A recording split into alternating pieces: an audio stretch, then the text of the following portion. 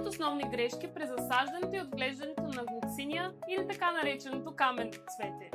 Първо, засаждане наобратно. Луковицата се сее с бобнатата част нагоре, като често по нея може да видите и малки прорастъчета. Второ, много дълбоко заравяне. Глуксинията се засажда на много плитко, максимум 2-3 см от повърхността на почвата. Трето, преполиване. Както името на самото растение показва, каменното цвете не обича прекалено много влага, затова като поливате винаги поливайте около самото растение, а не директно върху него. Четвърто, оставяне без период на покой.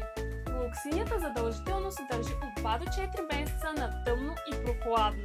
И грешка номер 5 – излагане на директна слънчева светлина.